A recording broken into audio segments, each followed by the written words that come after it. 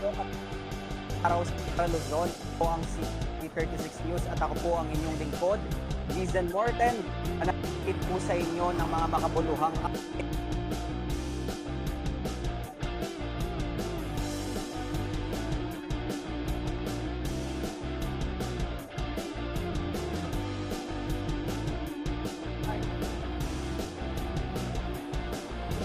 Maya Paaldo, araw sa Luzon po ang C36 News at ako po ang inyong lingkod, Gizen Morten.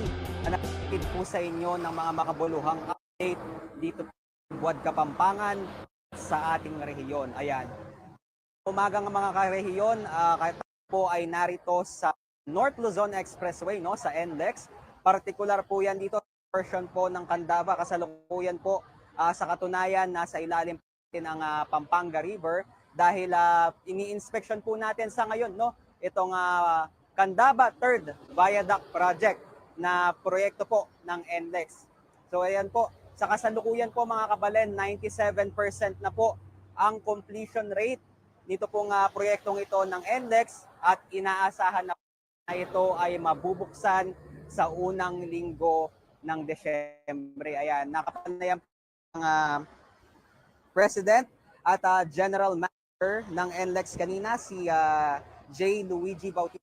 Siya po bigay po sa atin ng mga detalye po dito sa proyektong ito na nagkakahalaga ng humigit kumulang 9 na bilyong piso, no, sa haba na 5.2 kilometers. At ito pong viaduct na ito, meron po sinasakop na dalawang yan po yung San Simon at patungo po ito doon sa Kalumpit, Bulacan, no. Mag-umpisa po siya sa San Simon Interchange po north pa out doon po sa Pulilan. Ayan. Sa kasalukuyan po mga kabal, 18 months po ang kaya 20 months mga kabalan, pero 18 matatapos na po itong project na ito. At kung mapapansin nyo po, no, espalto na lang base rin po yan na ating nakalap kanina mo. Tagapangasiwa po ng NLEX Corporation na si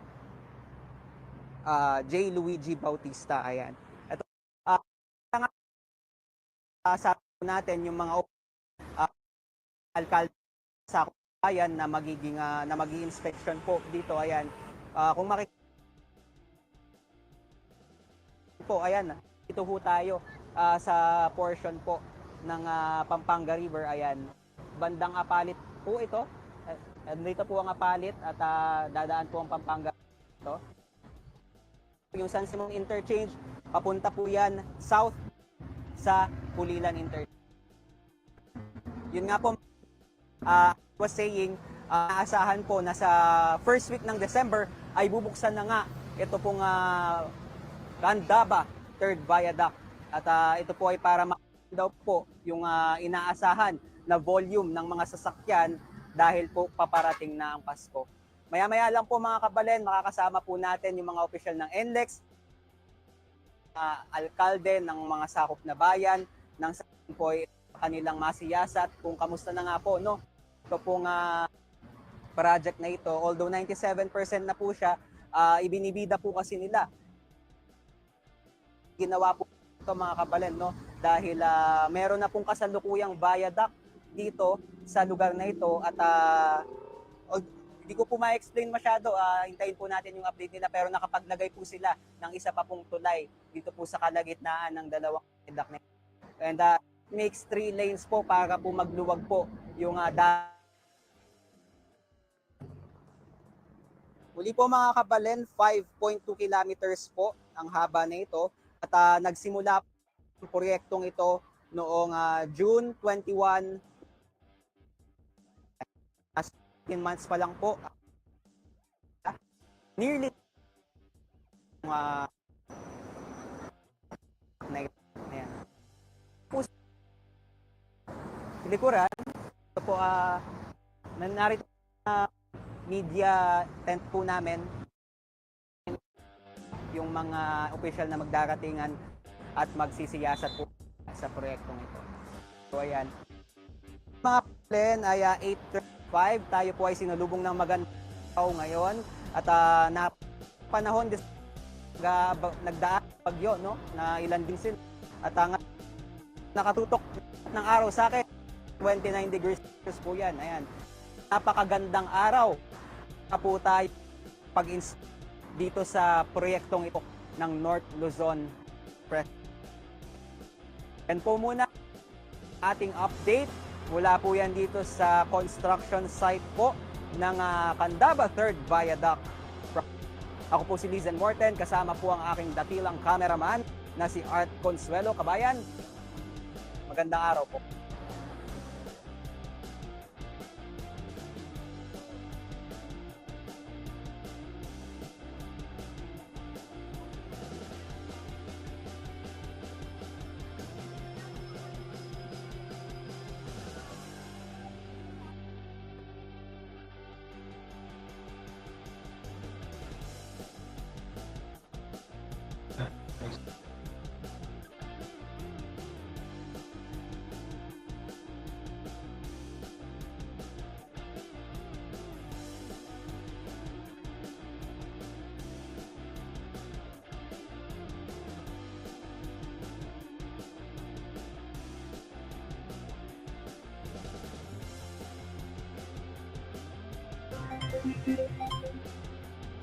Magandang umaga po sa ating lahat. Narito ang latest weather update ngayong araw ng Wednesday, November 20, 2024.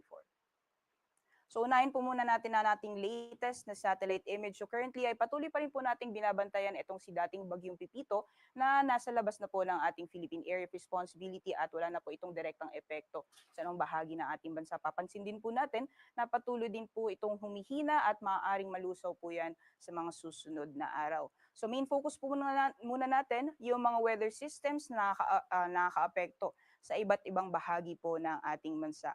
Unang-una po itong northeast monsoon o hanging amihan na currently ay nakaka-apekto po sa may bandang extreme northern Luzon, dyan po particularly sa may area ng Batanes at kumikita po natin sa nalalawing bahagi po ng ating bansa, yung galaw po ng mga kaulapan ay nakikita po natin ay dulot po yan na epekto ng easterlies. So nakaka-apekto po yung yung hangin na nagagaling sa karagatang Pacific or easterlies, may silangang bahagi naman po ng ating bansa. Kung makikita din po natin dito sa ating latest sa satellite image, meron po tayong linya ng mga kaulapan na nakaka-apekto naman po sa may bandang extreme northern Luzon. So yan po yung pagsasalubong nitong northeast monsoon, pati na rin ng easterlies. Yan po yung shear line at possible po na magdudulot din po yan ng mga pag-ulan sa may bandang extreme northern Luzon ngayong araw. So based po sa ating latest satellite image, makikita po natin na maalinis po yung area po ng Luzon, pati na rin Kabisayaan. Areas po ng extreme northern Luzon, posible pong makakaranas ng mga pag-ulan, dulot po ng epekto nitong northeast monsoon, pati na rin ng shear line. At kung makikita po natin, may mga kumpul din po tayo ng mga kaulapan dito sa may area ng Palawan. Although nakikita po natin na hindi po tumatagal itong mga kaulapan na to. So mostly mga isolated thunderstorms lamang po ito. So for the rest or the large portions of the country ay inaasahan po natin na magiging maaliwalas po yung panahon, liban na lang po yung mga posibilidad ng mga isolated thunderstorms o ito po yung mga panandalian na buhos ng ulan na mas madalas nararanasan sa hapon o sa gabi. Kung makikita din po natin, dahil hindi na po nakaka-apekto itong si Bagyong Pipito sa anong bahagi ng ating bansa, besides po dito kay dating Bagyong Pipito ay wala na po tayong minomonitor na low pressure area o bagyo sa loob at labas ng ating Philippine Area of Responsibility. Para naman po magiging lagay ng panahon dito sa bahagi po ng Luzon, gaya po ng nakita natin kanina, yung shear line po pati na rin yung northeast monsoon ay nakaka-apekto sa may bandang extreme northern Luzon area. So may area ng Batanes, dulot po ng epekto ng northeast monsoon, makakaranas po tayo ng mga pag-ulan at mga kalat-kalat mga pag-ulan naman na may kasamang pagkidlat at pagkulog sa may area naman po ng Babuyan Islands. At kung nakita po natin sa ating latest satellite image kanina or satellite animation kanina, malinis po yung area naman po ng or nalalabing bahagi ng Luzon. So patuloy po yung mainit na panahon, lalong-lalo na pagdating ng tanghali or generally fair weather conditions po tayo ngayong araw sa malaking bahagi ng Luzon area. Liban na lang po yung mga posibilidad ng mga biglaan o mga panandaliang buhos ng ulan, dulot naman ng mga thunderstorms na mas madalas pong nararanasan sa hapon o sa gabi. Temperature forecast naman po ngayong araw sa mga piling syudad dito sa Luzon. Sa Lawag po, yung temperatura po natin ay maglalaro mula 23 hanggang 33 degrees Celsius. Para naman sa Baguio, 16 to 25 degrees Celsius, 24 to 32 para sa Tugigaraw. Sa Legazpi naman, maximum temperature sa aabot ng 32 degrees Celsius. Para po dito sa Metro Manila, agwat ng temperatura ay maglalaro mula 24 to 33 degrees Celsius. At para naman po dito sa Tagaytay, maglalaro mula 23 hanggang 31 degrees Celsius. Para naman sa magiging lagay ng panahon dito po sa Palawan, pati na rin sa Visayas, nakita po natin kanina sa ating latest satellite image na may mga kaulapan po tayo na mamataan sa may southern portion ng Palawan. So ngayong umaga, asahan lang po natin na mas magiging madalas yung mga biglaan o mga panandaliang buhos ng ulan. Otherwise po, partly cloudy to cloudy skies po yung inaasahan natin ngayong araw. So generally, magiging maaliwalas pa rin po yung panahon, except na lang po yung mga biglaan na mga pag-ulan dulot ng mga isolated thunderstorms. And for Visayas naman po, ay inaasahan po natin na magiging maaliwalas din po yung panahon ngayong araw, except na lang po yung mga isolated din na mga pag-ulan na mas madalas nararanasan sa hapon o sa gabi. Temperature forecast naman po sa mga piling syudad dito sa Visayas. Maximum temperatures po sa Cebu, sa Iloilo, pati na rin sa Tacloban ay maaaring umabot mula 32 hanggang 33 degrees Celsius. At para naman po dito sa Puerto Princesa, gayon din sa Kalayaan Islands, agwat po ng temperatura ay maglalaro mula 26 hanggang 32 degrees Celsius.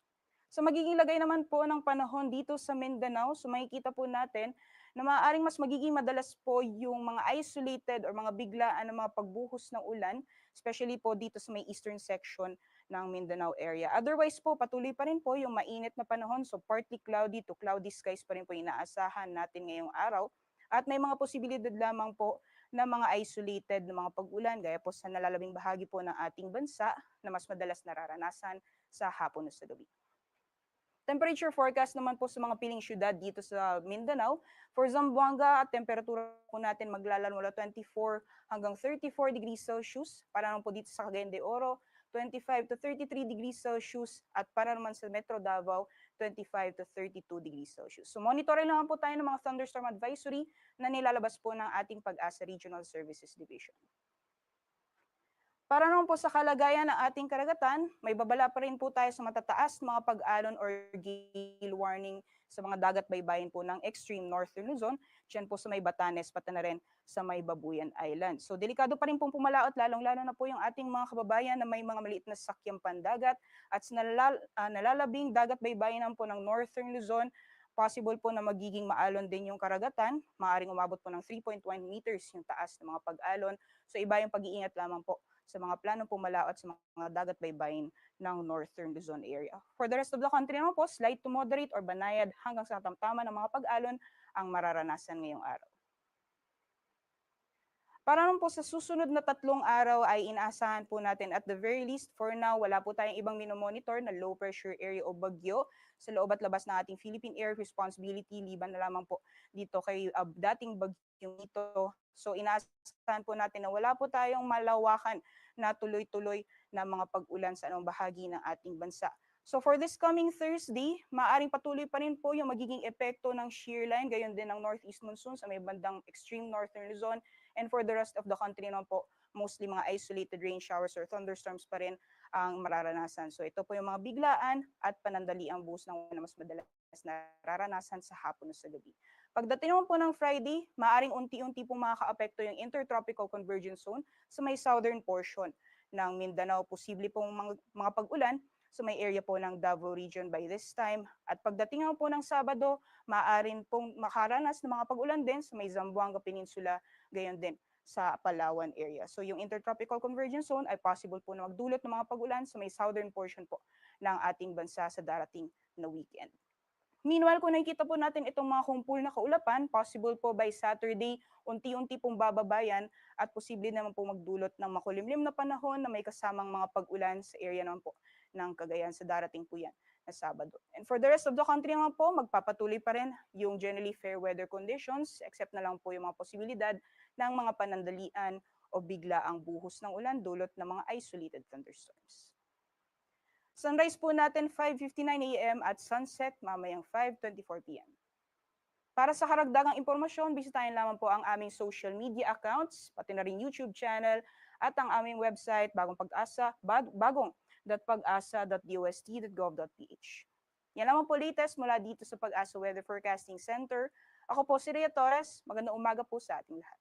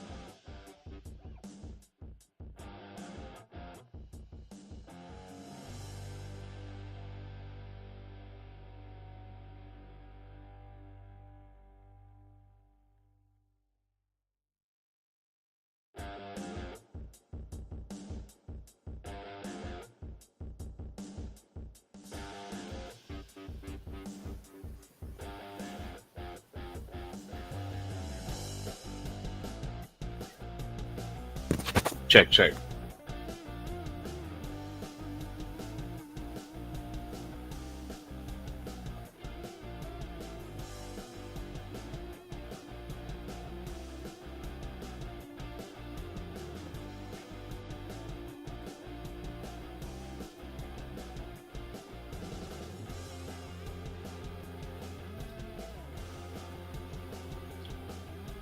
Good morning!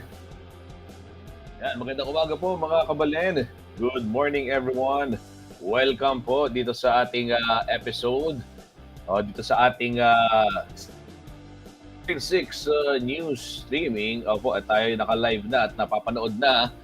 Hindi lamang ho sa Facebook at hindi lamang sa YouTube, kundi maging sa mga telebisyon dito po sa Central Luzon at sa buong Pilipinas via Signal Channel 115. At ito ho mga kabalen, tuloy ho kayo dito sa ating news streaming. Makibahagi po kayo sa discussion dito po sa comment section at atin hong babasahin yung inyong mga komento, yung inyong mga opinion, yung inyong mga kuro-kuro ukol ho sa iba't ibang kaganapan dito po sa ating lalawigan Pampanga at sa rehiyon gitnang Luzon. No? Simulan na ho natin yung ating mga balitaan ngayon pong araw dahil marami hong mga balita mga kabalen ang naghihintay ho sa mga kababayan natin para ho malaman ninyo ano ba yung mga latest. Pero bagong lahat, paki-share muna yung ating live stream para ho maabot natin yung pinakamaraming mga kababayan natin dito ho sa online world mga kabalen. Ito, refresh ko lang. Ito, isang mabuting balita muna tayo.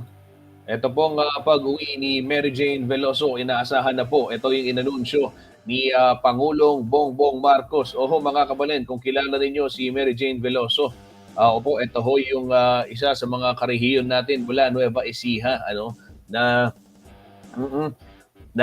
nakulong sa bansang Indonesia matapos hong mahulihan ng illegal na droga sa kanyang bagahe. Pero lumalabas, batay na rin dun sa serye ho ng mga investigasyon na ginawa at siyempre ito hong sa korte yung naging verdict dito ho sa kanyang mga recruiter ay nagamit lamang, naging biktima lamang ho ng pagkakataon itong si Mary Jane Veloso, biktima ho ng mga illegal recruiter at lumalabas na hindi niya alam kung sino nga ba ang tunay na nagmamay-ari sa kaniyang doon sa bagahe o sino yung tunay na nagmamay-ari doon sa yung tunay na laman doong pinadalang bagahe sa kanya. So sa makatuwid, wala hong ideya itong si Veloso na may bibit na parang illegal na droga. Ayan, at kaya naman tinatrabaho po ng pamahalaan yung kanyang paglaya. At ito nga ho, isang malaking tagumpay ito, hindi lamang ho para sa Administrasyong Marcos, kundi sa bansang Pilipinas dahil kahit papaano ay maiuwi na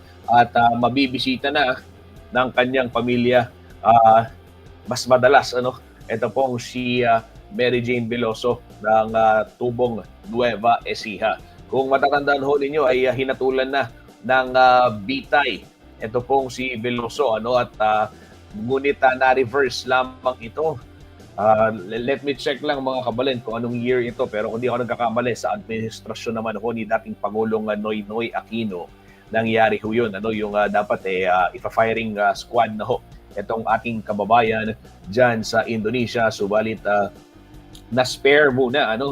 May mga dyaryo na nga noon na nagprint na ho ng headlines na nasawi na itong si Veloso. Subalit last minute papunta siya sa firing squad ay pinapalit ho yung hindi muna pinatul ito pong death sentence sa ating kababayan. At ngayon po, babasahin ko mga kabalen, ito pong linalaman nitong pahayag ng Pangulong Marcos kaugnay ho nitong pagpapauwi kay Mary Jane Veloso.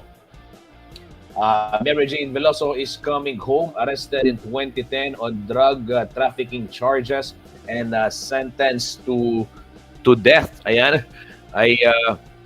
Mary Jane's case has been a long and difficult journey. After over a decade of diplomacy and consultations with the Indonesian government, we managed to delay her execution long enough to reach an agreement to finally bring her back to the Philippines. Mary Jane's story resonates with many, a mother trapped by the grip of poverty who made one desperate choice that altered the course of her life. While she was held accountable under Indonesian law, she remains a victim of her circumstances. I extend my heartfelt gratitude to President Prabowo Subianto and the Indonesian government for their goodwill. This outcome is a reflection of the depth of our nation's partnership with Indonesia, united in a shared commitment to justice and compassion. Thank you, Indonesia. We look forward to welcoming Mary Jane home. Sa President Ferdinand R. Marcos Jr., President of the Republic of the Philippines. And ho mga kabalen, ang magandang balita mula ho dito sa palasyo na ibinahagi PCO itong pag-uwi o napimintong pag-uwi po ni Meg Veloso. Taong 2010 ho mga kabalen nang maaresto si Veloso ng mga otoridad sa Indonesia matapos mahulihan ng 2.6 kilograms na heroin sa kanya pong bagahe. Yun ho yung aking binabanggit kanina. Opo, silipin naman ho natin. Ito pong palitan ng piso kontra dolyar sa araw pong ito. Ito ho mga kabalen.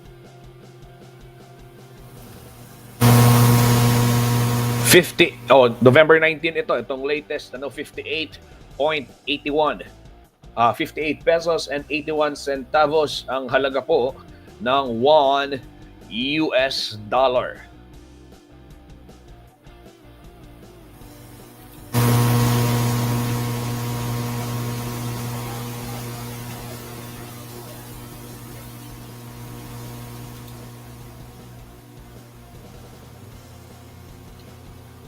Tuloy-tuloy ho tayo sa ating paghahatid ng balita. Alamin naman ho natin, ito hong magiging taya ng panahon mula po sa Pag-asa. At ito ho'y maaliwalas na yung panahon. Kumusta ho kayo?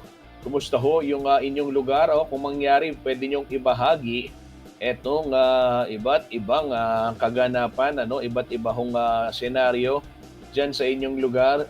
Ano na nga ba yung estado po ng panahon matapos ang malalakas na pag-ulan itong mga nakalipas na ilang araw bunsod ng bagyong Pipito. Mga kabalen, sana'y nasa mabuti ho kayong kalagayan. Ito, alamin ho natin ang latest weather update mula naman ho sa Pag-asa. Narito po ang ulat.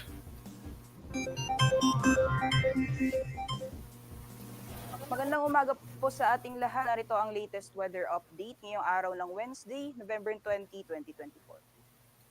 So unahin po muna natin ang ating latest na satellite image. So currently ay patuloy pa rin po nating binabantayan itong si dating bagyong Pipito na nasa labas na po ng ating Philippine Area of Responsibility at wala na po itong direktang epekto sa anong bahagi ng ating bansa. Papansin din po natin na patuloy din po itong humihina at maaaring malusaw po yan sa mga susunod na araw. So main focus po muna natin yung mga weather systems na nakaka-apekto sa iba't ibang bahagi po ng ating bansa. Unang-una po itong northeast monsoon o hanging amihan na currently ay nakaka-apekto po sa may bandang extreme northern Luzon, dyan po particularly sa may area ng Batanes, natin sa nalalawing bahagi po ng ating bansa. Yung galaw po ng mga kaulapan ay nakikita po natin ay dulot po yan ng epekto ng easterlies. So nakaka-apekto po yung hangin na nagagaling sa karagatang Pacific or easterlies sa may silangang bahagi naman po ng ating bansa. Kung makikita din po natin dito sa ating latest sa satellite image, meron po tayong linya ng mga kaulapan na nakaka-apekto naman po sa may bandang extreme north Luzon. So yan po yung pagsasalubong nitong northeast monsoon, pati na rin ng easterlies. Yan po yung shear line at possible po na magdudulot din po yan ng mga pag-ulan sa may bandang extreme northern Luzon ngayong araw. So based po sa ating latest satellite image, makikita po natin na maalinis po yung area po ng Luzon, pati na rin Kabisayaan. areas po ng extreme northern Luzon, posible pong makakaranas ng mga pag-ulan dulot ng epekto nitong northeast monsoon, pati na rin ng shear line. At kung makikita po natin, may mga kumpul din po tayo ng mga kaulapan dito sa may area ng Palawan. Although nakikita po natin na hindi po tumatagal itong mga kaulapan na to. So mostly mga isolated thunderstorms lamang po ito. So for the rest or the large portions of the country ay inaasahan po natin na magiging maaliwalas po yung panahon, liban na lamang po yung mga posibilidad ng mga isolated thunderstorms o ito po yung mga panandalian na buhos ng ulan na mas madalas nararanasan sa hapon o sa gabi. Kung makikita din po natin dahil hindi na po nakakaapekto itong si Bagyong Pipito sa anong bahagi ng ating bansa, besides po dito kay dating Bagyong Pipito ay wala na po tayong minomonitor na low pressure area o bagyo sa loob at labas ng ating Philippine Area of Responsibility. Para naman po sa magiging lagay ng panahon dito sa bahagi po ng Luzon, gaya po ng nakita natin kanina, yung shear line po pati na rin yung northeast monsoon ay nakaka-apekto sa may bandang extreme northern Luzon area. So may area ng Batanes, dulot po ng epekto ng northeast monsoon, makakaranas po tayo ng mga pag-ulan at mga kalat mga pag-ulan naman na may kasamang pagkidlat at pagkulog sa may area naman po ng Babuyan Islands. At kung nakita po natin sa ating latest satellite image kanina or satellite animation kanina, malinis po yung area naman po ng or nalalabing bahagi ng Luzon. So patuloy po yung mainit na panahon, lalong-lalo na pagdating ng tanghali or generally fair weather conditions po tayo ngayong araw sa malaking bahagi ng Luzon area. Iba na lang po yung mga posibilidad ng mga biglaan o mga panandaliang buhos ng ulan dulot naman ng mga thunderstorms na mas madalas pong nararanasan sa hapon o sa gabi. Temperature forecast naman po ngayong araw sa mga piling syudad dito sa Luzon. Sa lawag po, yung temperatura po natin ay maglalaro mula 23 hanggang 33 degrees Celsius. Para naman sa Baguio, 16 to 25 degrees Celsius, 24 to 32 para sa Tugigaraw. Sa Legazpi naman, maximum temperature sa aabot ng 32 degrees Celsius. Para po dito sa Metro Manila, agwat ng temperatura ay maglalaro mula 24 to 33 degrees Celsius. At para naman po dito sa Tagaytay, maglalaro mula 23 hanggang 31 degrees Celsius. Para naman sa magiging lagay ng panahon dito po sa Palawan, pati na rin sa Visayas, nakita po natin kanina sa ating latest satellite image na may mga kaulapan po tayo na mamataan sa may southern portion ng Palawan. So ngayong umaga, asahan lang po natin na mas magiging madalas yung mga biglaan o mga panandaliang buhos ng ulan. Otherwise po, partly cloudy to cloudy skies po yung inaasahan natin ngayong araw. So generally, magiging maaliwalas pa rin po yung panahon, except na lang po yung mga biglaan na mga pag-ulan dulot ng mga isolated thunderstorms. And for Visayas naman po, ay inaasahan po natin na magiging maaliwalas din po yung panahon ngayong araw, except na lang po yung mga isolated din na mga pag-ulan na mas madalas nararanasan sa hapon o sa gabi. Temperature forecast naman po sa mga piling syudad dito sa Visayas, maximum temperatures po sa Cebu, sa Iloilo, pati na rin sa Tacloban ay maaaring umabot mula 32 hanggang 33 degrees Celsius. At para naman po dito sa Puerto Princesa, gayon din sa Kalayaan Islands, agwat po ng temperatura ay maglalaro mula 26 hanggang 32 degrees Celsius.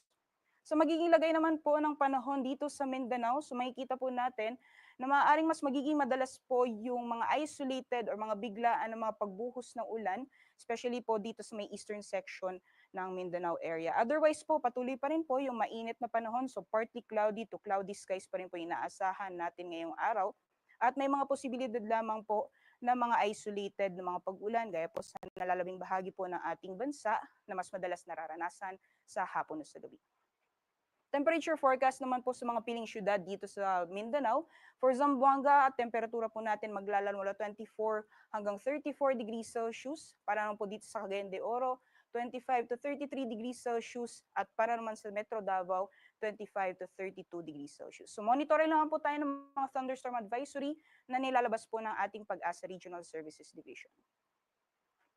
Para naman po sa kalagayan ng ating karagatan, may babala pa rin po tayo sa matataas mga pag-alon or gale warning sa mga dagat baybayin po ng extreme northern Luzon, dyan po sa may Batanes, pati na rin sa may Babuyan Island. So delikado pa rin pong pumalaot, lalong-lalo na po yung ating mga kababayan na may mga maliit na sakyang pandagat at sa nalalabing dagat baybayin po ng northern Luzon, possible po na magiging maalon din yung karagatan, maaaring umabot po ng 3.1 meters yung taas ng mga pag-alon.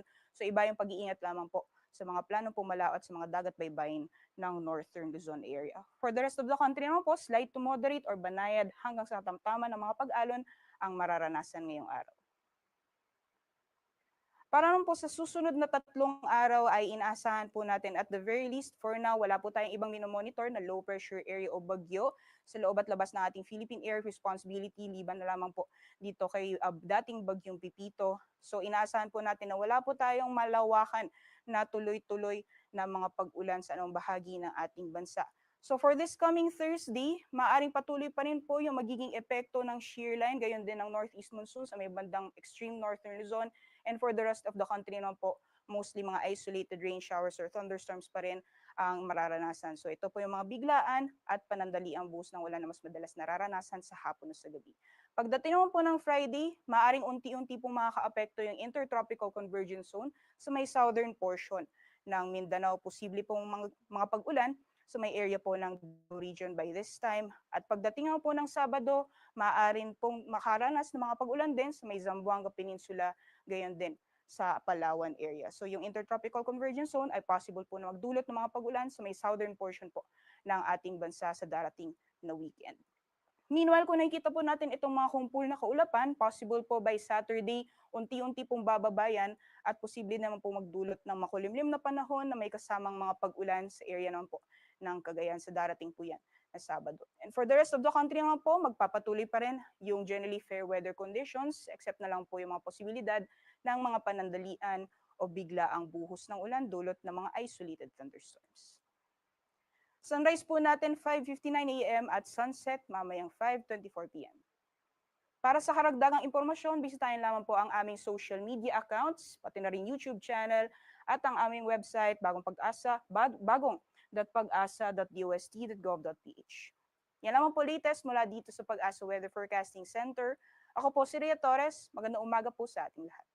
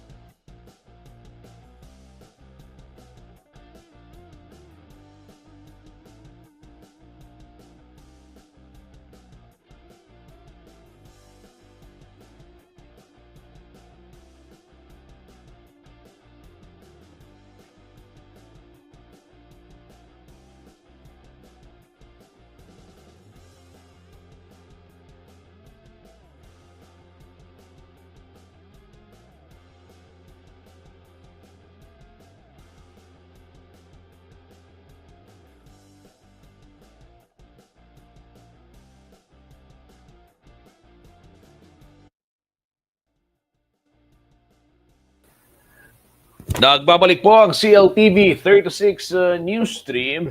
Tuloy-tuloy ho tayo sa ating pagbabalita at paghihatid ng impormasyon. Ito ho sa ating mga kababayan, announcement ho na ho tayo ng power interruption. Oo, dito ho sa may portion ng Angeles City. O yung mga, actually Bacolor ito, pero yung mga apektado ho ng o yung mga kliyente ng AEC, ng Angeles Electric, opo mga kabalen, ala pong power. Kaya kayo pong lugar, November 21, bukas ho yan, araw ho ng Huwebes, alas 5 ng madaling araw hanggang alas 10 po ng umaga. Ay dahil magkakaroon ng rehabilitation sa mga poste. Pag-aayos ho ng mga poste dyan sa Holy Angel Village Phase 5, yung sakto ho ng kanto ng Sitio Farmville, ano? Yung Kalibutbut at yung B12 Trading Corporation. Yan po yung power interruption schedule. At para po mapaghandaan ng ating mga kababayan, ito ho mga kabalen, bukas din alas 5 ng umaga hanggang alas 10, alas 5 ng umaga hanggang alas 10 po ng umaga, November 21, araw ho ng Huwebes sa Barangay Kutkut, Angeles City, sa may portion po ng Friendship Highway. Ayan, welcomein lang natin yung ating mga nanonood sa telebisyon. Muli, nagbabalik po tayo on air, live sa television, via CLTV 36 Free TV. Dito po sa Central Luzon, sa ating 39 cable partners, at syempre nationwide via Signal Channel 115. Ano mga kabalen? Syempre live din ho tayo napapanood sa Facebook page ng CLTV 36. Gayon din ho sa YouTube channel at CLTV 36 Official. Ayan, balikan natin yung aking announcement kanina. Ano?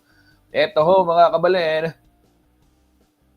FYI, Alang Power, ito pong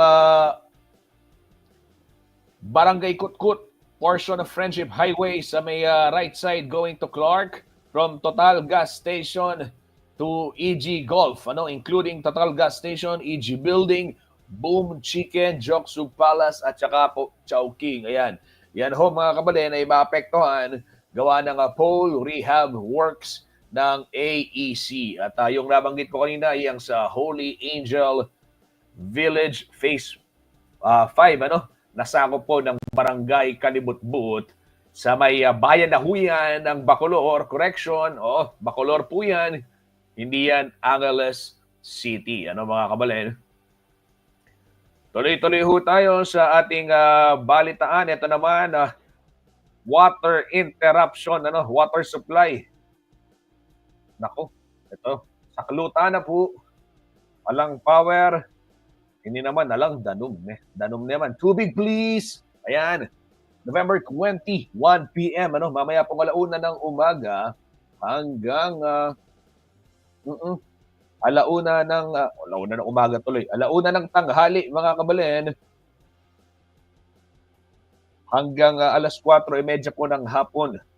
Flushing activity po ang dahilan kaya mawawalan ng tubig dyan sa Barangay San Isidro sa bayan ho ng Lubao, Pampanga ngayong araw, November 20, Wednesday.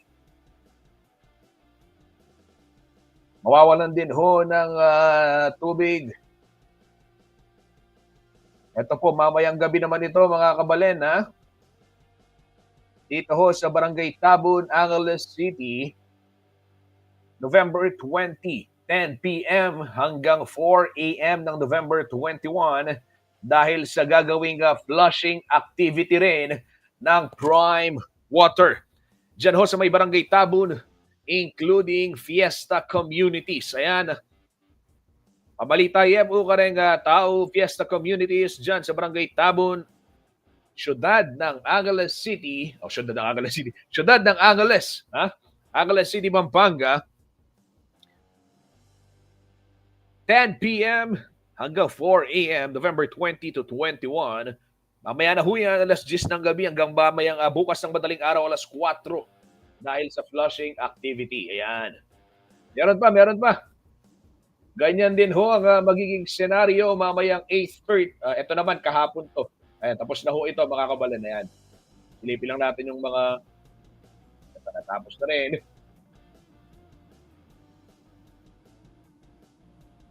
Ito na lang ho, yung mga sa San Isidro, Lubao, yung binanggit natin kanina, 1 p.m. hanggang 4:30 p.m.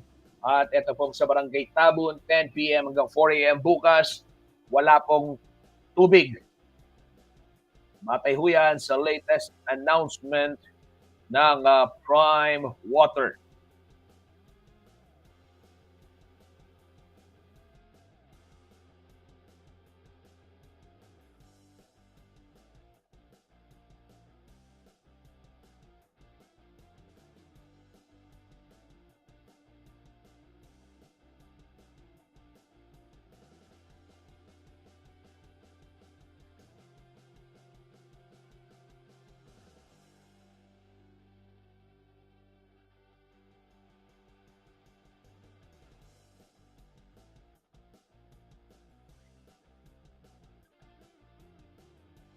Ito naman, Kabalen, update muna tayo sa pageant world sa Miss Universe Philippines Pampanga. Ito hong si Kaylin Trajano, gumagawa ho ng kasaysayan, making history, making her story. Dahil ayon ho sa Miss Universe Pampanga o Miss Universe Philippines Pampanga, si Kaylin Trajano po ang first trans woman na magko-compete sa MUPH Pampanga. At kabilang ho sa kanyang mga advokasya ay itong inclusivity, diversity, and empowerment. Si Kaylin Trajano po ay representante ng Barangay Sinyura, Orac, Pampanga. Ayan. Sa mga darating na araw, kikilalanin pa ho natin ito ho iba't ibang kandidata ng Miss Universe Pampanga o Miss Universe Philippines Pampanga. Ayan po. Si Kaylin Trajano, trending ho ngayon mga Kabalen dahil sa kanyang ginawang kasaysayan, ito pong history. Yung her story, siya pong kauna-unahang trans woman na sasali po sa Miss Universe Philippines Pampanga. Ayon ho yan sa mga organizers. At si Kaylin po ay gaya ng binanggit ko kanina, tubong Sinyura o Barangay Sinyura sa bayan ho ng Orac.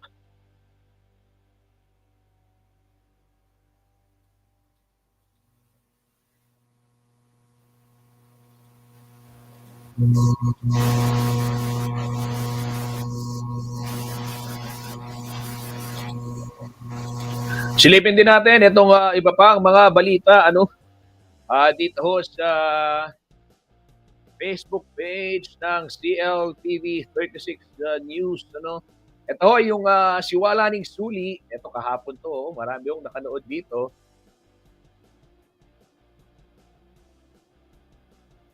Ito ho mga Kabalen, Siwala ning Suli.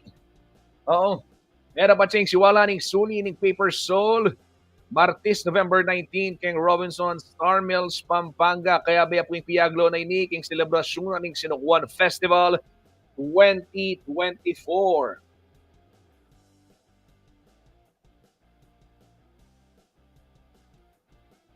At atin niya po kaduang kategorya, ini pong Siwala ning Suli, ini pong ligligan ngayon, ini pong spoken word poetry at ingka na pong Siwala online poetry writing contest naman. Para po king mumunang kategorya, may champion niya Cristel Katage. Second place naman po Mark Brian Laksamana.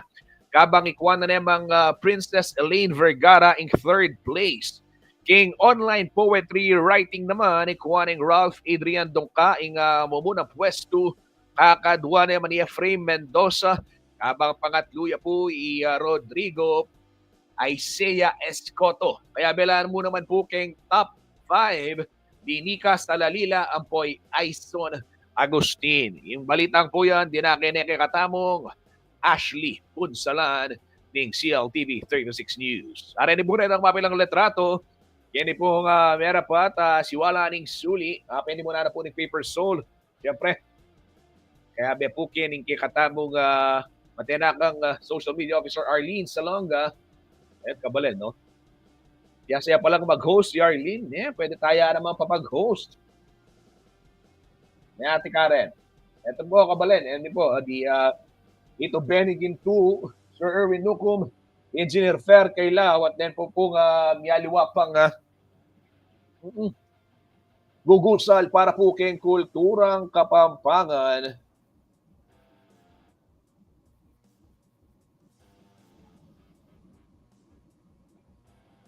Ini mag-comment ko yung Jody, magaling lapuran Paper Soul. Lalo na po itang Arlene Salonga ng Kuya Jody. Kuya Jody, kumusta ka? Ani, ha?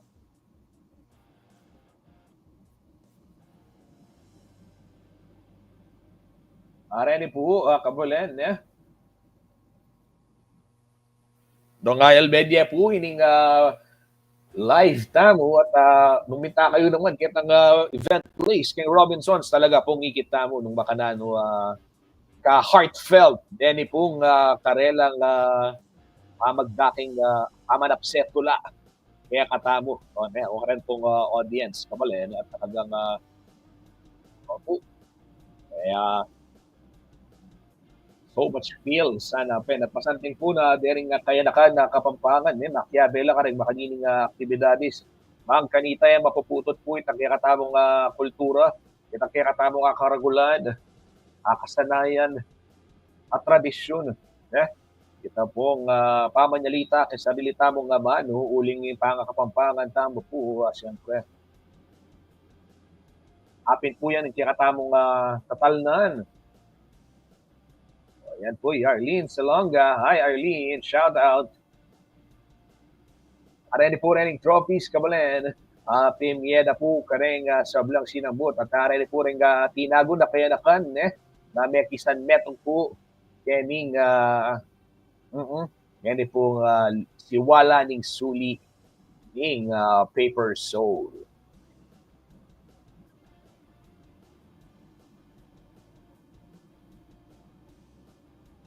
Kabalen, hindi pong Candaba Viaduct. Ayan target niya pong mibuklat. Ay, but na. Yan pong daratang Desyembre. Silipan tayo po. Ining tala ng Lizen Morten. Nandun naman. Ongoing po yung paman inspection ng lokal o ng NLEX Corporation. Kaya be po rin ng miyembros ng lokal panibalan. Sakop po. Yan Candaba Viaduct. At ini po totala mo rin mapilang video kini pong amanuan ko ini pong inspection keng Candaba Viaduct itang pintala na pong Lizen Morten na kasalukuyan pang malalyari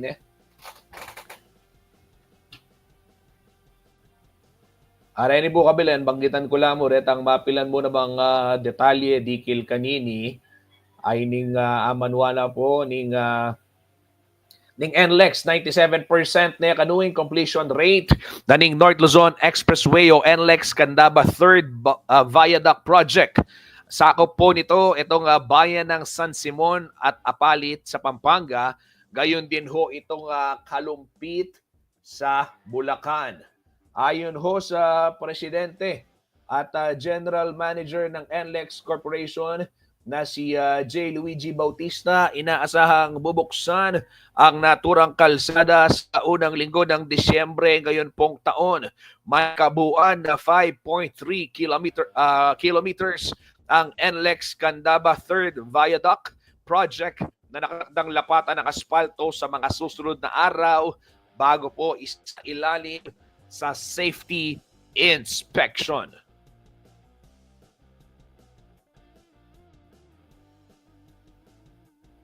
Ito, kabalen, inaasahang maaayos or makatutulong. Ito pong nasabing Candaba Viaduct sa pagpapabilis ng daloy ng trapiko dyan ho sa North Luzon Expressway, lalong-lalo na ho ngayong holiday season kung saan yung madaming bulto ng mga sasakyan talaga namang anticipated na.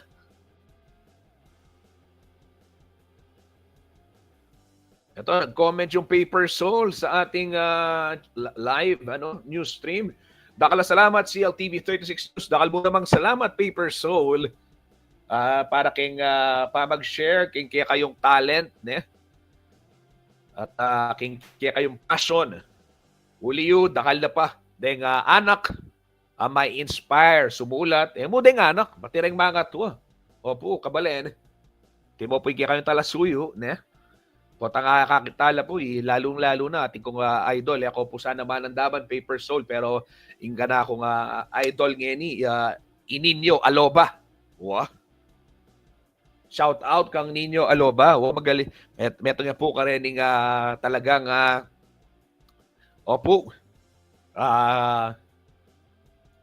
Nangaos kanina, meto niya po ka rin misusubong, king kaya katabong manu.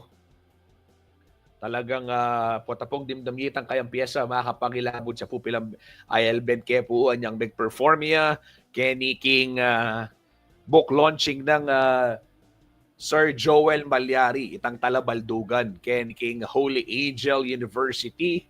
Wah, ane pong kabyasnan at siyempre siya sene po kanong Koyang Bertong Isponga pekayanak poeta laureado keti po King Labuan Kapampangan Koyang Bertong Esponga, shout out. Ito po kabalan, yung binabanggit ko sa mga Sa mga news streamer ho natin, ito 97% na nga po yung completion rate ng Candaba Viaduct at sisikapin ho itong matapos sa unang linggo ng Disyembre bilang paghahanda po sa pag-uwi nitong maraming mga kababayan natin para sa holiday season. At syempre, yung mga babiyahe rin patungo sa iba't ibang pasyalan, bakasyunan dito sa Central at maging sa Northern Luzon. Oo, lalong-lalo na ho yung mga manonood ng Giant Lantern Festival. Ayan, pagdating ng December 14, inaasahan na madadaanan nyo na yung Candaba Viaduct. At mas magiging mabilis na po ang inyong pamamasyal dito po. Sa lalawigan ng Pampanga, mas mabilis na yung access natin. At speaking of Giant Lantern Festival, eto silipin ho natin. Diba yung mga segue ni Kuya Justin, ha? Silipin ho natin itong pinuntahan naman ni Liana Canilao, yung kanya pong panayam kay Engineer Alvin Mendoza, ang chairperson po ng Giant Lantern Festival Committee 2024. Dahil kahapon po mga kabalen, isinagawa ho itong pagbisita dyan sa iba't ibang barangay na mga participating barangay. 10 ho yan, inigot po isa-isa ng ating kasamang si Liana Canilao. At ito pong mga venue, kasama si Jelly, ito pong venue ng Giant Lantern Festival, o venue, itong mga parol na ginagawa, itong mga inaayos na ginagawang parol, itong 10 participating barangays, in-inspection ho yan, dito pong ating mga miyembro ng Executive Committee. Narito po yung bahagi ng talakayan ni Liana Canilao at ni Engineer Alvin Mendoza, kaugnay naman ito pong Giant Lantern Festival 2024. Pampanga, Maipaldo, Central Luzon. Ako po kayong Talasuyo, Liana Canilao, CLTV 36 News. At ngayon po November 19 Martes, 25 days bayo in Giant Lantern Festival kaya ni Ciudad San Fernando, Pampanga. Dini po nga personnel o yung tauhan na po nining Giant Lantern Festival 2024 Committee. Mintala po ka rin 10 participating barangays. Bang, kumusta na? Nung ako, yung kakarelang sitwasyon, lalo na pinanamo pong Aldo. Kita nila din nga malagu, mga santing, po din mga ragul, aparol kaya nga Ciudad San Fernando, Pampanga. At baluta naman po, nakatukulo na po ng December, aparte po kin Pasko, may tungi po ka rin abang ang tamong selebrasyon ining Giant Lantern Festival. Na banuwa-banwa po dadaywan, daaliwa mo rin kaya katamong kabalen. Nung aliwa rin aliwa pa po nga Pilipino, kaya nga mabilog abansa po pang diyang aliwa, di nga nayuan mo, pumuntala pa po kaya Ciudad San Fernando, pang gigigang parol na. At syempre, para po makibalita tamo king sitwasyon din nga ang pulong parol kaya nga Ciudad San Fernando para king December 14. Kasabi tayo po in chairperson na po ng Giant Lantern Festival 2024 Executive Committee, Engineer Alvin Mendoza. Ito po, Engineer, kumusta po yung kayong preparasyon para king Giant Lantern Festival 2024? And I'm sure ikaw po mismo excited na kayo po para king December 14. May pabagat panapon po kay kayong Manalbe, king CLTV 36. Actually po, second time minam para mag-check ka rin parol nung nanuno sitwasyon. Pero more or less, halos sa tsuta na po kayong 70 to 80%. Then makaprepare no rin kaya katamong lantern makers. We have 10 participating barangays po this year. Actually, last year makanyan muna po. And dito pong subsidy na mabiyak karala 400,000 pesos. And pati pa po ka rin itang light bulbs from Firefly. Kumusta po rin sabihan kanini? Bongga itang abangan nga GLF din kaya katamong kabalen. Actually po, may BNA karela itang first tranche, itang 50% is 200,000. Then, kaya mag-check kami po ngayon para akit nila na ano na yung accomplishment report para po by next week, i-BMI na maretang karagdagang 200,000 para mabuya po yung 400,000. Then, maliban po kanita yung Firefly dahil yung lighting partner tamo last year and this year, mamiyala lang additional bulbs. Then, anyapin po sa asabi mi na mas masanting niya at mas preparado la po lantern makers, tala po linimit keng design na dati bawal la retang LED lights, bawal la rin flexi lights, bawal itang ating aliwang gimmick. Ngayon po, na linimit ita. Anyapin po, asahan nyo, nas masanting la rin paltod ang parol Giant Lantern ngayon 2024 festival. Ikasati nga na po nining GL competition na yearly. Aparte kaya ta makapagpasaya tamo ka kaya katamo kabalen ding alwa pang manal beking ligligang parol. Eta mo namang pamisan metong da puding balang lantern makers netang karelang kayabe magobra ang poring barangay. At nandinpin po iba't kami king kalulot sabi ng kapitan na apapasa daya naman ining tradisyon na nin pa magparol. Kareng kaya nakalakwas na detang estudyante tutur dala kareng gagawang parol. Lalo pong asab yun na kadake na kayo po king pamang mismong purpose tamo na mabiyasa la rin kayo nakan. Kasi yung mismong burrito na dahil gagawang parol, ituro dala rin kaya nakan. Baka nita po yung tradisyon tamo ay maputot. Pero mo po, 116th year na. Anyapin po may kabayang makanya ng tradisyon na ng ligligan parol. Pauli da rin lantern makers, tuturo do rin kaya nakan kayong baryo. Sir, December 14 po in GLF 2024 King Robinson Sarmes Pampanga and live yan ng mga panalban niya kayong CLTV 36 para karing kaya katamong kabalen na Emmy Punta King Robinsons. Pero bayo po, itanala pa po ng activities na makasadya in partnership po with the city government of course from manib ay bayo in December 14. Actually po, at nga luwang activities like retang inter-school, deng liwaliwang eskwela, kaya ng Ciudad San Fernando, at sula po kayong 40 participants. Maganap niya po yan kayong December 6, kayong Mega World area. Kaya po, maliban po kanita, atintamo naman na kay ayusan kayong mismong Robinsons, mag-prepare tamo po dahil ring bisita tamo from different area ng Pilipinas. Minsan, manibat na po ka rin halawang bansa. Then kaya katamong distinguished panel of judges. Mag-prepare tamo po para before the festival, entertain tala kitang reception area. Ita engineer bayod ako po ibili bang ta inspect yun ni kaya katamong katlong parol nga ning Aldo ngay ni kumbiran nyo po rin kaya katamong kabalen at aliw na iba't king aliwan lugal na manalbe po king Giant Lantern Festival na talaga namang pagsadya na po ning committee and the city government.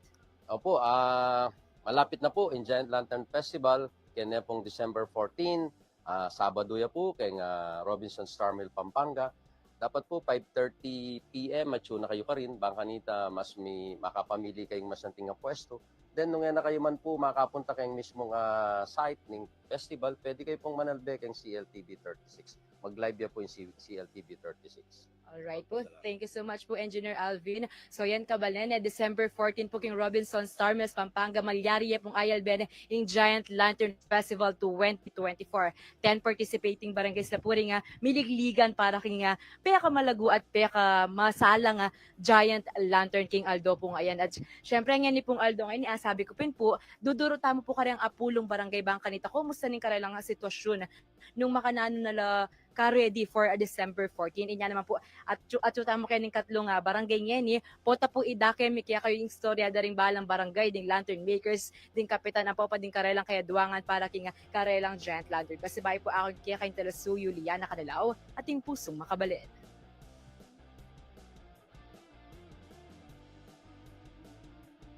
Yan po kabalen, dimdamyeng balita ng Liana Kanilao, dikil po kiniking Giant Lantern Festival. Ita pong giwa ng inspection. Opo, yung kanilang pag-i-inspeksyon dyan sa mga parol, 10 participating barangays at may kanya-kanyang pakulo. Inaasahan po nating makikita yung kanilang pinagmamalaking mga hirit sa darating na December 14 para ho sa mga nais manood ng Giant Lantern Festival. Maaari ho kayong magtungo dyan sa Robinson Star Mills, Pampanga sa may parking area doon ho sa may likod ng mall. At syempre gaya ho ng nabanggit ni Engineer Alvin Mendoza, ang chairperson po ng Giant Lantern Festival Committee 2024. Kailangan 5:30 nandun na ho kayo. Mga kabalan, magpapaalam na muna ako sa telebisyon dahil magbibigay daan muna ho tayo para kay Kuyang Bitang Beg Tulfo. At pero tuloy-tuloy ho yung ating streaming dito po sa Facebook. Mamayang alauna. Eto, bago kayo tuluyang iwanan, update muna. Nagsimula na po yung amihan season. Ayon ho yan sa Pag-asa. Oo, para ho doon sa mga kababayan natin. Baka giniginaw kayo, nagtataka. Pagkalamig-lamig na, nagsimula na po yung amihan season. Saktong-sakto, pag nanood tayo ng Giant Lantern Festival, ay malamig-lamig na rin ang panahon. Kababayan, ako muna ay magpapaalam. At follow lamang ang CLTV 36 para po sa mga updates. Buksan na rin yung o i-click na rin yung notification button para get notified pag nag-live po itong ating news team.